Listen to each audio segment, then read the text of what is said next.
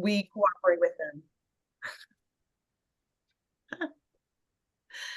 Yeah, so it's a financial audit, and it's done by external auditors. How much does it cost?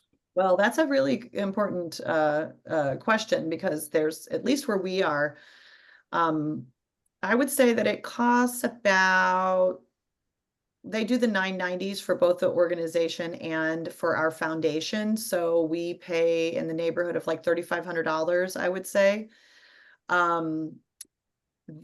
Auditors willing to do nonprofit audits in our community are harder and harder to find. And so what we're hearing is that a lot of people, like, we have been on a renewal of a 3-year cycle. We could not get on a renewal of a 3-year cycle. And a lot of nonprofits are finding that their audits are 2 and 3 times more expensive than they used to be, you know, going from 4 to 15 sometimes. I mean, they're really skyrocketing because there's not as much competition.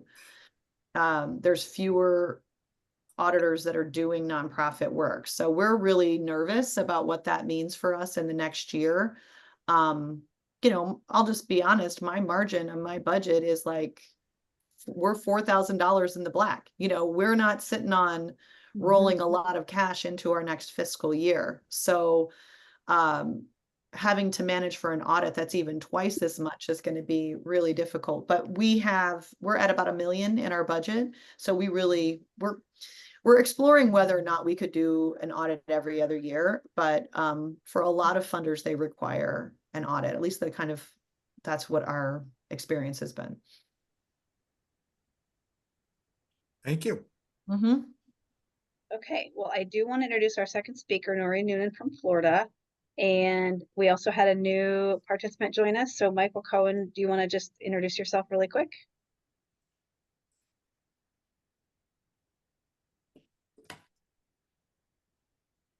Yes, I was just muted. Yes, I'm a representative at large, but I come from the Washington, D.C. Academy of Sciences, and I'm a statistician by profession. Michael's on our board for the NAS. Okay, great. Well, Noreen, I'll turn it over to you. Thank you for the gymnastics that it took for you to join us today. Appreciate you being with us. I do apologize, but I don't have a PowerPoint or anything. Something came up personally that made me have to go out of town, and so I'm on my way actually to yet another thing that happens tomorrow. It's a long story. Anyway, so let me, I'm going to compare and contrast. We are on the complete opposite end of the spectrum of the academy that you just heard about. We have no paid staff. We have no office. We are, let me talk about the management of the academy in a moment, but we don't have any of that. At one time, we did have an executive director and an office manager, but our office manager retired, and we thought and have been for the last several years that it would be a better fit for us, given the all-volunteer nature of our academy, to engage with an association management company, basically. And so we hired 5 years ago, what was then known as Allen Press Association Management. They published our journal. We have a journal. The Florida Academy of Sciences publishes a journal called The Florida Scientist. It is a pretty well-regarded regional journal. And Allen Press published our journal, composed and published our journal, but they also had an arm of the company that did association management, and particularly focused on small societies, small scientific associations. And of course, that fit us pretty well. And so for the last several years, they have been managing our membership renewals, managing our subscriptions, of course, to the journal, and basically doing the kinds of administrative work, if you will, mostly centered around our membership, and keeping our membership going. They helped us re-engineer our website, for example. And however, and you're hearing about this in real time, that company was acquired last year by a larger company and changed their name. And we have just in the last couple of months been presented with a new proposal because our contract is coming up for renewal in the first quarter of 2025. And we are not going to renew with them because they tripled the price. The price went up literally threefold.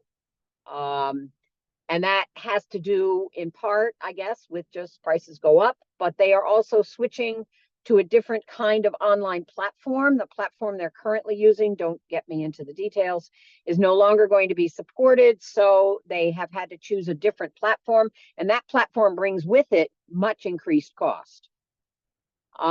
So we are currently, the council will at its September meeting discuss some options for us going forward as to how we might go back to managing our own affairs after the first quarter of 2025. We're looking at options. I mean, and I'm telling you this in real time.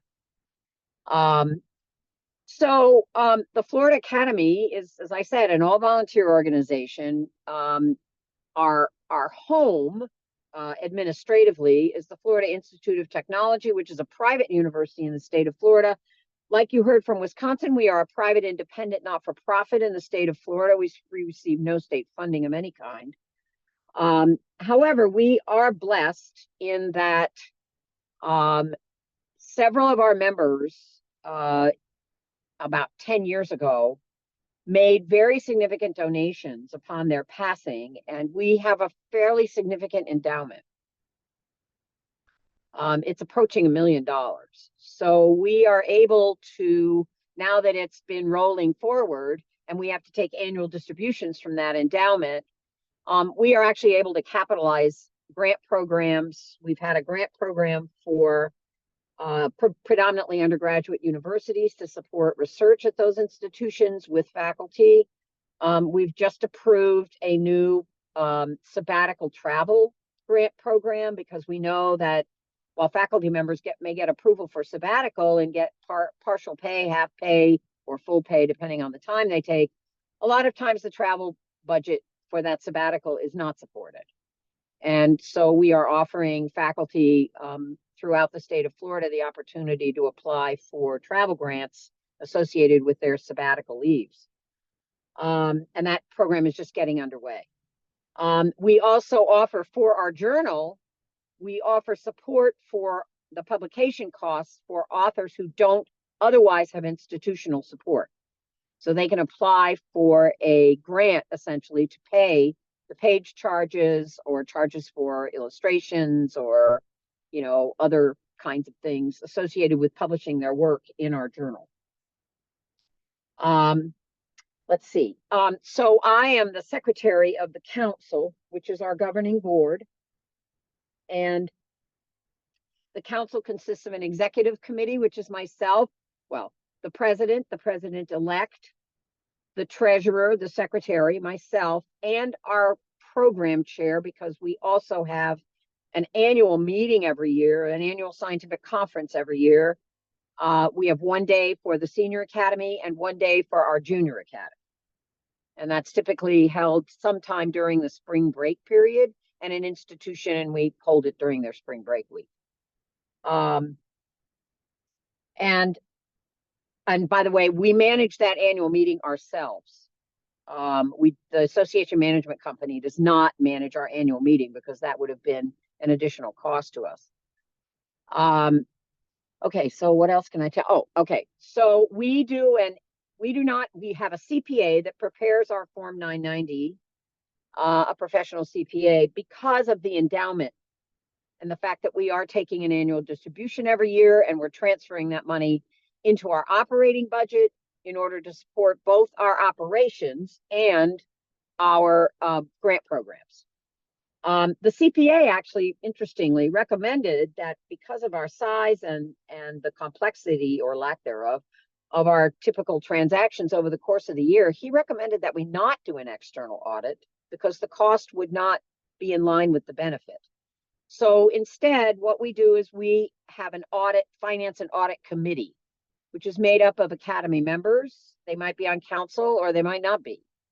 But that committee is empowered every year, and that committee essentially reviews the treasurer provides them with either physical or electronic records of every transaction. And depending on the year, they might look at every single transaction, or they might transaction test, and that is sample transactions within certain categories. And then they make recommendations, which the treasurer responds to. And that process is actually just concluded for this year. And we expect a report from the treasurer on response to recommendations at our September meeting. We do think that kind of internal control is very important for exactly the reasons that my colleague just noted. That is, people do bad things, sadly. And, my dog club had a treasurer who embezzled money from us. I mean, because there was not the kind of oversight from the board on the treasurer's activities, and we suffered for it. We also, as was mentioned, we also have multiple people who are empowered to approve transactions, and we do set thresholds for when additional approval is needed. What else can I tell you? I'm sorry, I did not put a PowerPoint together for this. I am also, besides being secretary of the council, I am also the endowment committee chairman.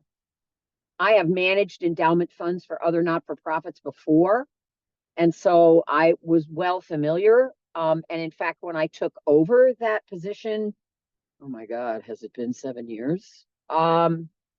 A while back, what I discovered was that the previous endowment committee chair had allowed to accumulate a large amount of cash in our endowment portfolio and was not putting that to work. So I actually changed fund managers. I changed fund managers, and we kept one of the companies, but I changed fund managers within that company because I was dissatisfied with what the fund managers that we had were doing. And we've basically now, we basically don't keep a lot of cash in our endowment now. It's all working. Okay, it's working for us.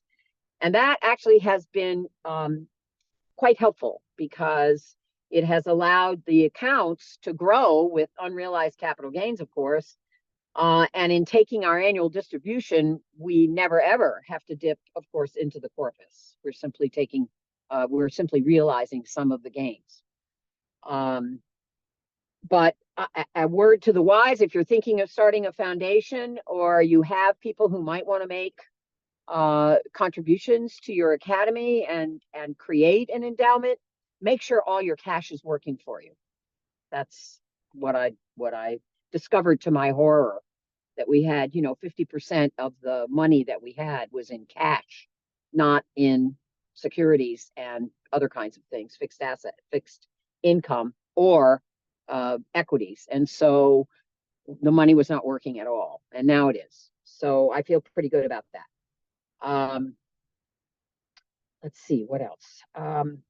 Again, without any staff and without any physical presence, we basically operate via email and our website. And the website is maintained by our members of our board who do that, along with, we do have a professional web design company in Orlando that we work with if a major change has to be made or a major upgrade needs to be made. We will work with our professional design company. But other than that, we are a small academy that has a pretty significant endowment, and so we are able to do good in the world. and we're grateful for that. I'm happy to answer questions. If as I said, I'm telling you about our sort of association management crisis, and it's not a crisis, but our decisions in real time, so that if you're thinking about this, that's something to think about. Is if you're going to engage a professional association management company, it would be good to know kind of what their 5-year outlook is in terms of a budget, because we were well able to afford their current rates, but we are not able to afford the rates that will go into effect in the second quarter of 2025. Noreen, I have a question for you. We also run off of I'm from Nebraska, and we also have a healthy endowment. Do you still enjoy the 501c3? Absolutely.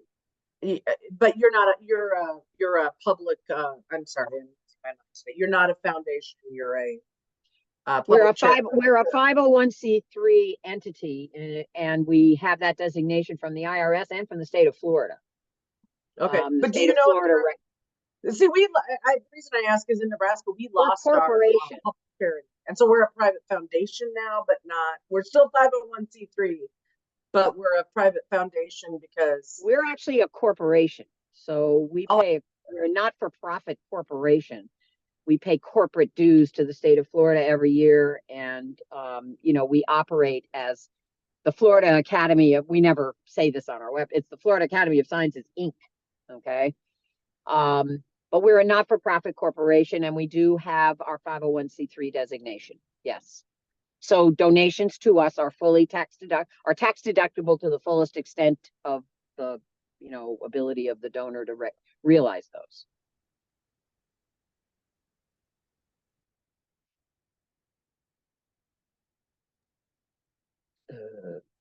Any other questions? Noreen, very quickly, I guess I've got audit on the brain today. Your style of audit, if you did not conduct that audit, how would that affect your organization? I would say to you that I am in the I will quote Ronald Reagan, a president for whom I worked, but I didn't share many of his views. Novierit niet provierit. Trust but verify. Okay. I mean, our treasurer is a longtime Academy member. He's basically at every office in our Academy. And, he and I work very closely together. We trust him implicitly, but he is the one who has pushed us to get these internal audits underway every year and, make them happen, because they're for his protection. Yeah. They're for his protection. Okay.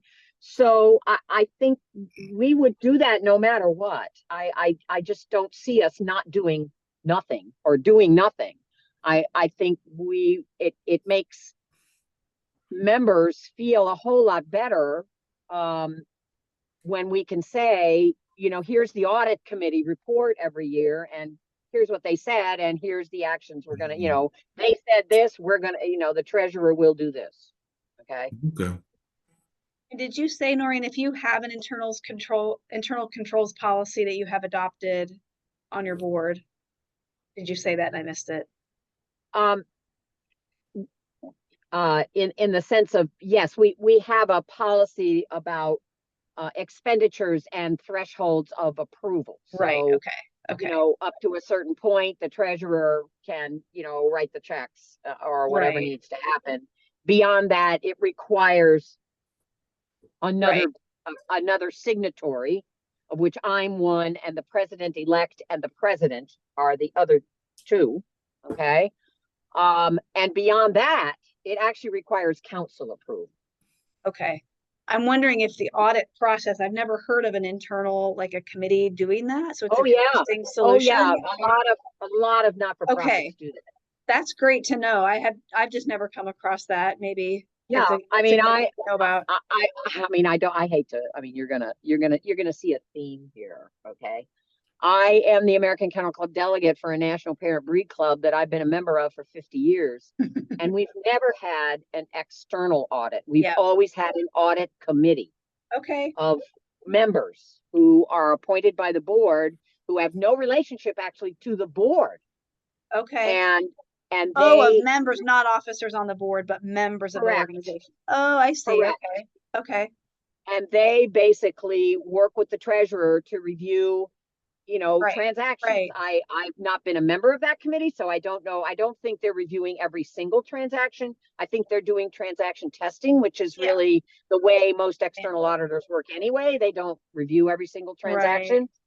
But I think for smaller not-for-profits who don't have staff, particularly, this was something our CPA actually said, Right. don't spend the money for an external audit, do it this way. And is that that will- in your internal controls policy? Is that described? And is your endowment management also described? Our endowment management is described, it has its own policy. Okay, okay, good. We have a separate policy for the endowment as to Okay. what our spending discipline is and what our investment discipline is. Yep. And the council itself, in order to approve our annual distribution, that is a council matter. The executive Okay. committee can't approve that separately. That goes to council, and there's a major presentation in January, every January, on the endowment. We set the principal balances. We set the annual distribution based on a range of options. And then we have a robust discussion about how, what we should do in that particular year. And that sort of synchronizes with your annual budgeting process. So you set your Yes. budget based on how much money you Yes, take out of that. Yeah. yes, correct. And also curious, like if Florida Institute of Technology is your home, in what sense are they your home if you don't have an office? So they provide a physical address because Okay. there are some instances where we must provide a physical address. Right, okay. And they also provide us with some space.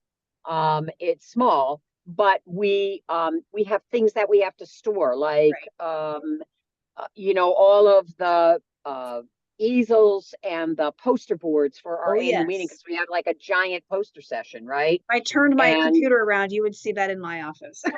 Right, and I so feel your pain. my shed is Yeah. is good, but it's not climate controlled, So so they do provide us with that, and we do have a formal MOU with the university, and that is actually in the process of being renewed as we speak. So that they are able to say Florida Institute of Technology is the home of the Florida Academy of Sciences, and we are able to use both their facilities and, although the position is at the moment vacant, the archivist from their library also serves as our archivist. Oh, okay. And we have a collection at their library of I won't call it ephemera, but of things from Yes. the Florida Cool. Academy over the, many decades of our existence. Huh. Which is a great opportunity to plug our next session in September, which is going to be about archiving and record keeping. So that's my story, and I'm sticking to it. But if anybody, wants to talk about endowments, I am happy to do that offline when I'm like back in a place where I have something other than a cell phone to talk on. My apologies again. No, happier with us. So Erica, you have a question? Oh, I just wanted to mention that service sharing that Noreen was talking about, having worked for an association management company and in small nonprofits, and also even in a, nonprofit with 10 people, is really helpful if you can find other organizations that you can share a professional service. If you can't afford some of the firms like we have with the accounting firm, can be really, really helpful and like a way to kind of on-ramp to some of the best practices without being able to jump in all on everything. Yeah, I think that's also like a nice solution for smaller organizations, and I was very interested to learn about. I only learned about that a few years ago, so that's great that you also have some experience with that. I don't know of any Yeah. other academies that are using that, but I'd be interested to know that. Well, I think, I don't know the answer to that. I know there are some small scientific societies that use Right. association management. And so that was the experience actually of several of our council members knew about that because they belong to those smaller societies. And that when we made the decision after our longtime office manager decided to retire, one of the reasons that we chose association management was because, how shall I put this? The cost ended up being about the same as we were paying for an office manager when you considered salary and benefits, okay, PCNB. The other thing we got though is we got technology. We got professional membership technology essentially, where we didn't have to rely on a person to like send blast emails out to people about membership. And our membership renewal campaign actually was much more efficient. And much more successful. And so I venture to say, I mean, and none of us, frankly, no offense to anyone, but we're an all volunteer organization and none of us wanted to be a personnel manager. Right. That's the other thing. Right. Donna. So is this association management company and others like them, are they also fiscal sponsors for What do you- bringing in grants for you, or do No, no, you no. do that through Florida International University for you? Florida Institute of Technology. Technology, If okay. we have not actually done any, applying for grants only because we have the endowment, so we feel like we need to give the money away, Donna. Nice. And and actually we've had robust conversations about needing to do more in that regard, which is how this sabbatical travel proposal came about. And we're going to expand, by the way. We've been limiting our grant program for our undergraduate research with faculty to minority serving institutions or predominantly undergraduate institutions. We're now going to expand that to all institutions in the state of Florida, knowing that the big state universities will never take advantage of it. But we can expand our reach into institutions that don't fall into those, what I'll call more limited categories. And we've got a lot of really good private institutions around the state, for example, that we think will be very interested in those grants and aid for undergraduate research that haven't been eligible until this coming cycle. Is that open to high school students as well? No, it's a Okay. university.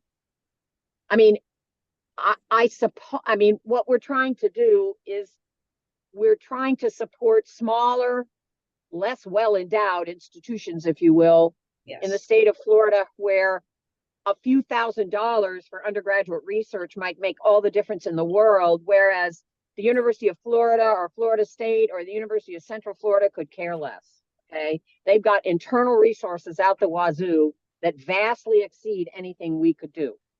But and we don't limit it to the universities. We also support our state colleges, which are even less well endowed because they came from the community colleges that we used to have here that are now all awarding 4-year degrees. So, and they have faculty who want to do research, but they have no wherewithal to do it because it's never been a culture at those institutions to do research. Can I offer a suggestion?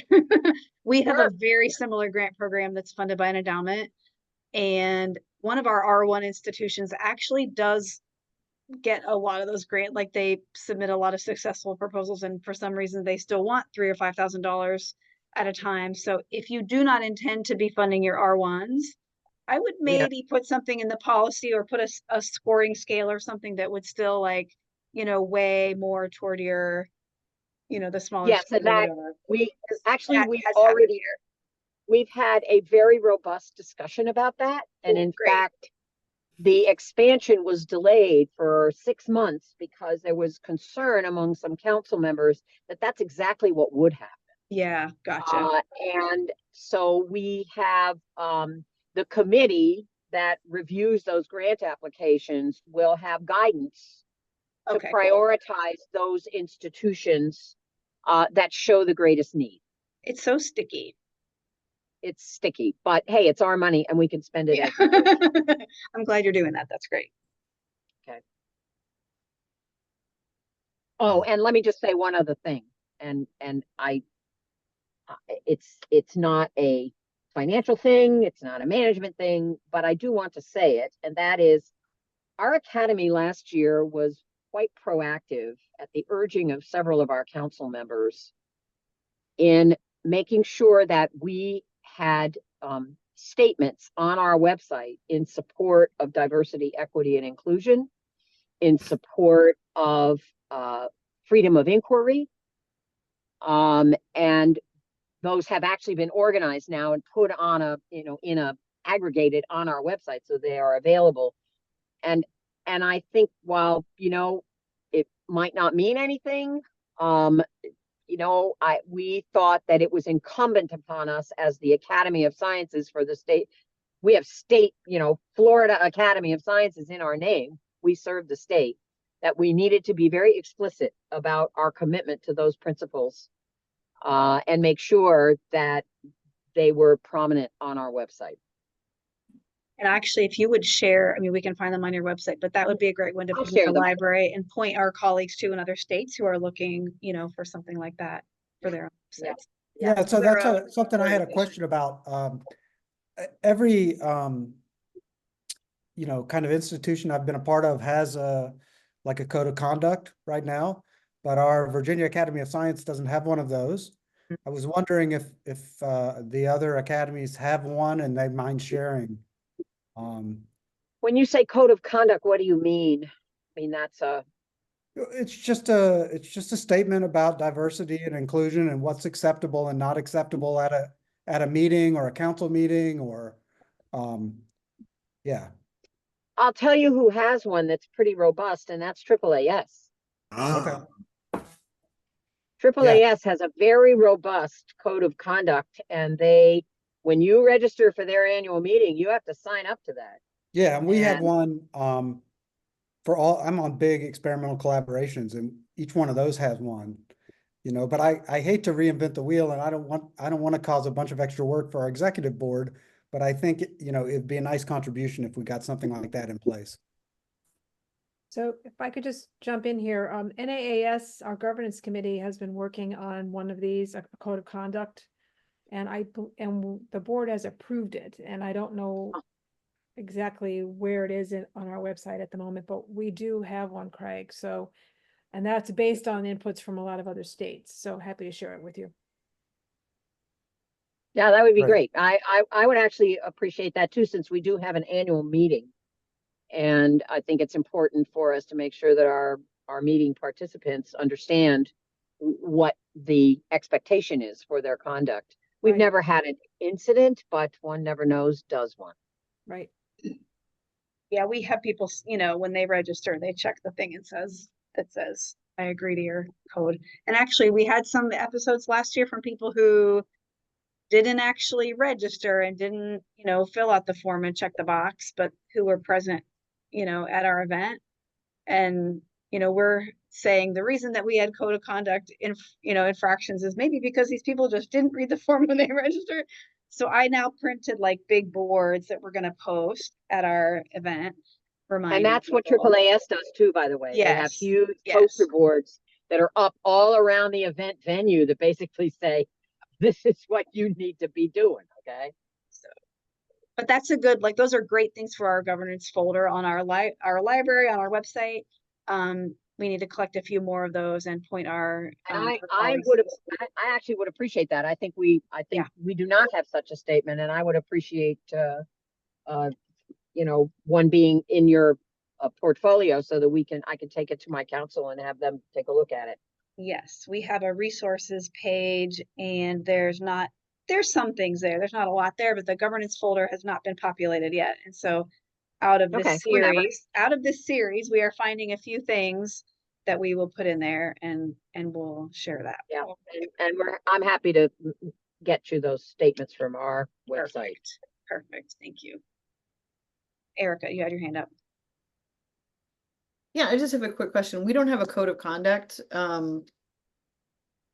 but we do have a personnel policy that talks about what type of behavior is allowed. And I'm just wondering if anybody has both. It feels to me like this is a little different in the sense that we don't publish it for people who are coming to events. And I don't know, I just would be interested to hear if people have both like behavior and personnel policies as well as code of conduct. Yeah, see, in our academies, I think there's not really a personnel issue in the sense that we have like a fraction of a person, right? So, or if in some of these academies, there's nothing except for the scientific meeting or how you Right. interact for the exchange of ideas, right?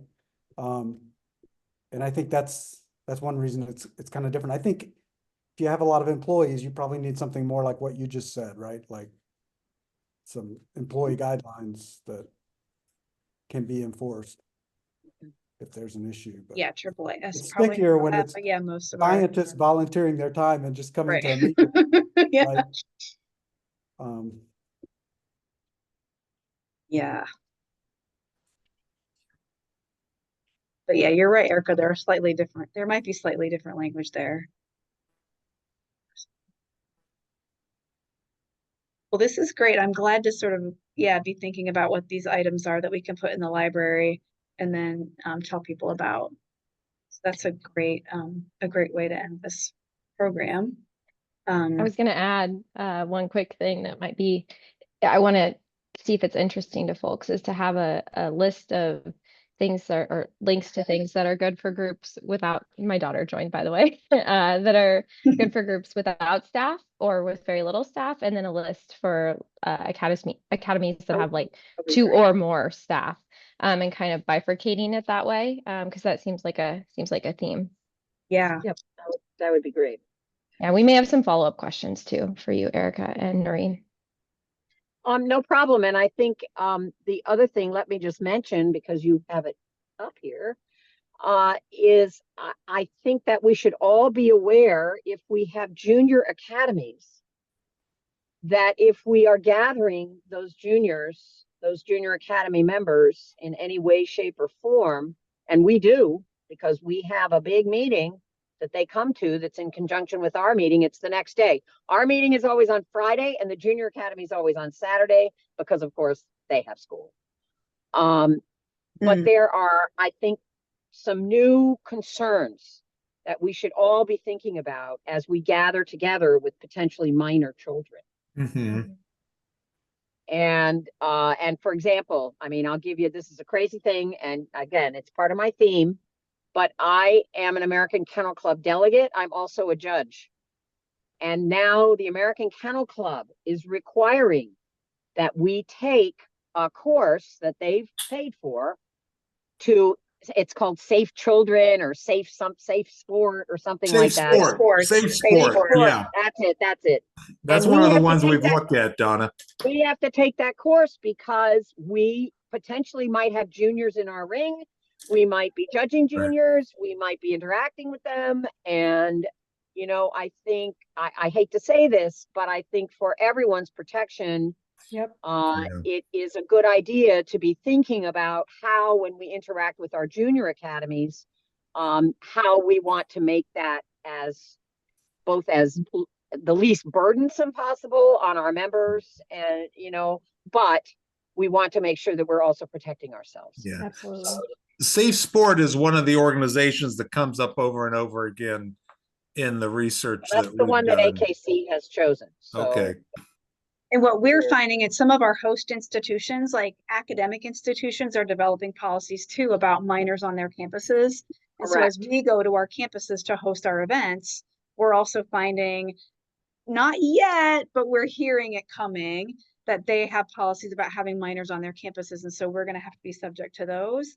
So I Mhm. think putting things in place for ourselves, maybe get a little bit out in front of that if we can, but it could change our operations dramatically.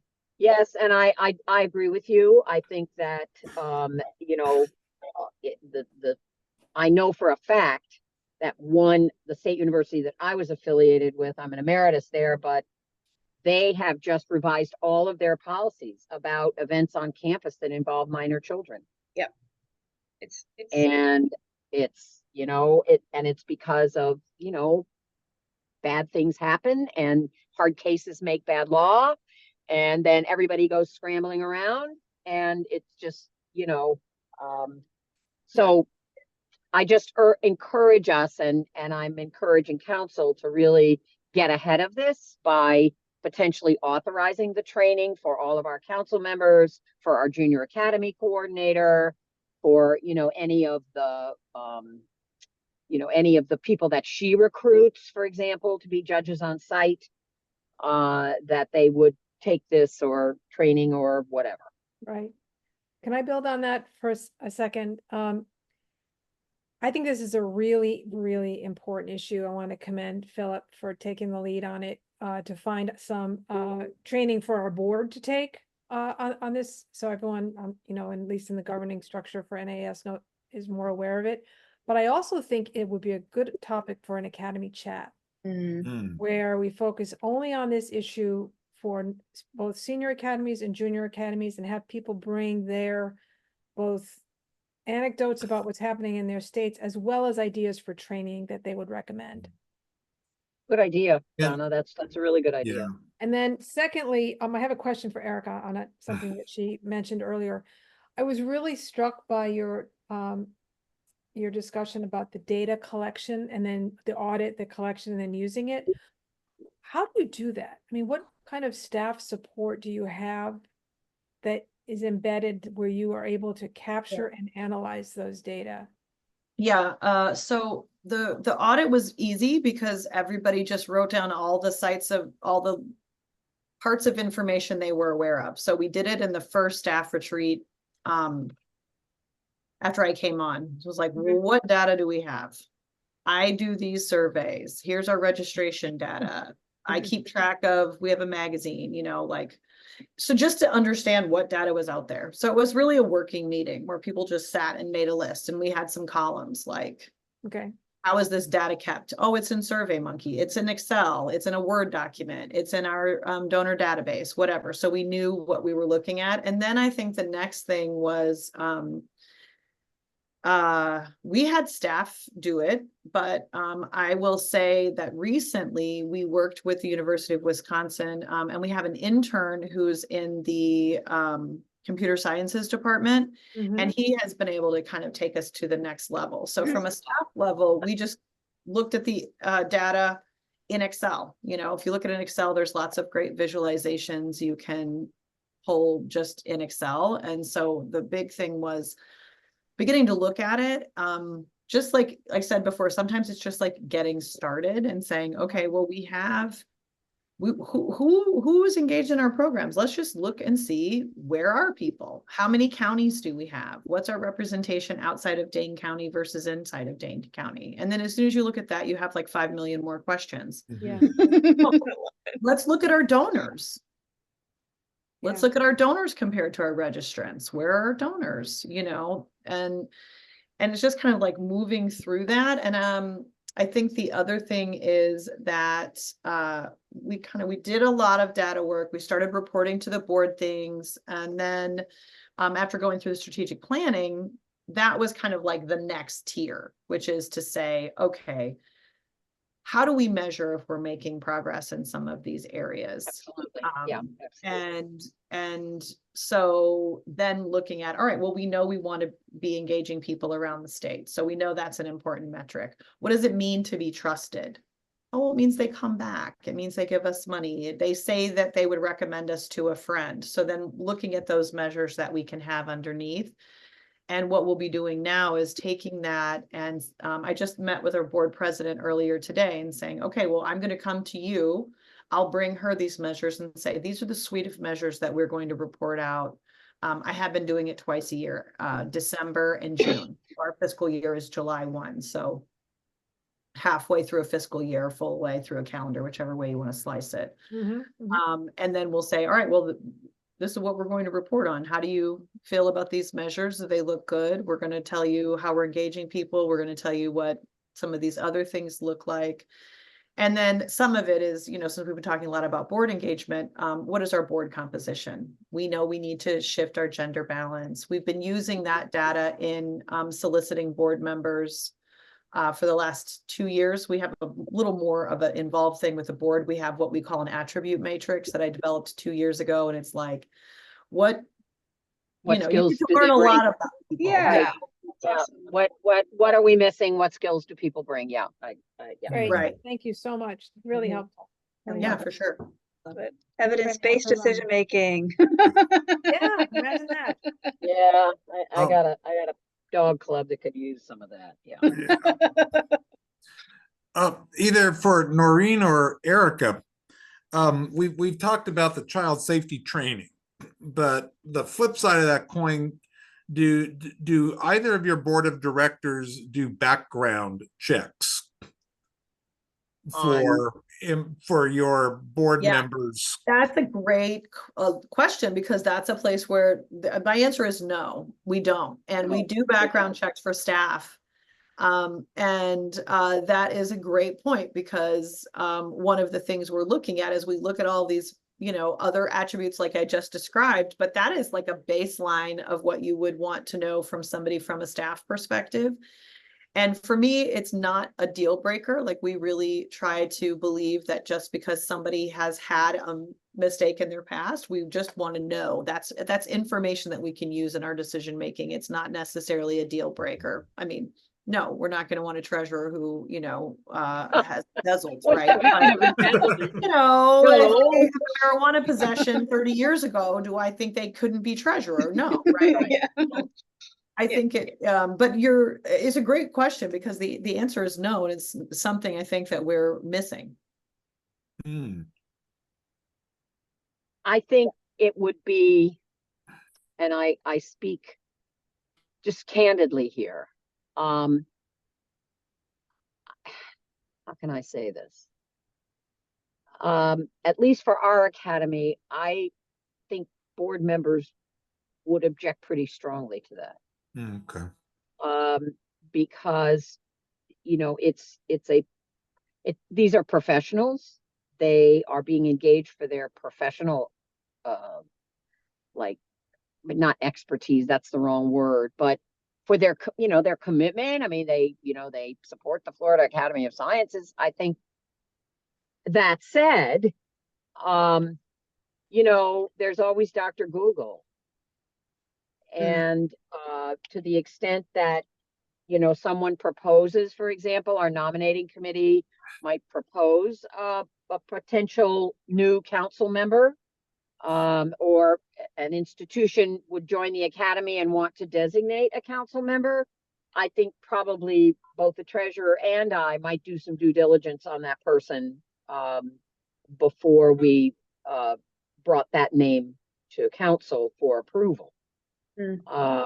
But do we have a formal process on that? The answer is no. Yeah.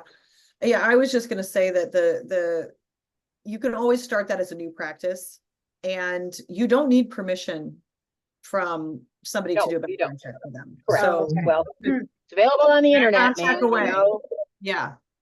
type away, right? Yeah, I mean, there's certain, depending on what process there's information you might want, but we have a thing in Wisconsin called CCAP, and you can see all of the legal issues that people have gotten into. So, you know, you could run somebody through the essentially what is like a criminal justice website and find out. But I think the point is, you know, you can always do it like rolling forward, right? Yeah. Like, and let me tell you something. If we didn't do it as the secretary and the treasurer as an executive committee, you know, part of the executive committee, we would have council members who would do it, and they would bring that information to council. So we're better off kind of, you know, trying to be a little proactive without being, how shall I say it? Without trying to make it as if we're sort of impugning someone's character by doing that. I'm not expressing myself very well, but I think, you know, we need to be sure that we are appointing people or that people are joining our council who will, we hope, will be assets to the organization. And there are various ways to determine that. All right, well, it is 5 o'clock somewhere. Yeah, and I'm gonna And have to go. This has because been I a got great driving to do. conversation. I appreciate all of you on a Friday Sorry afternoon. again, my apologies. No, I'm so glad you were able to be on with us. I appreciate it. We got a couple ideas for future chats, and we got a lot of ideas for things we're going to put in that resources folder. So, Noreen and Erica, I will follow up with you and chase some of those Okay. down. Thank you again. And September 20th is our next one. It's like I said, record keeping and archiving. So Okay. watch your inboxes for that one. It's our third in the governance series. So Okay. Thank you very much. Thank Really you appreciate it. Have all. a nice, Thanks have a nice all. weekend, Bye. everyone. okay, Thanks a bye-bye. lot. All right. Let's see. What do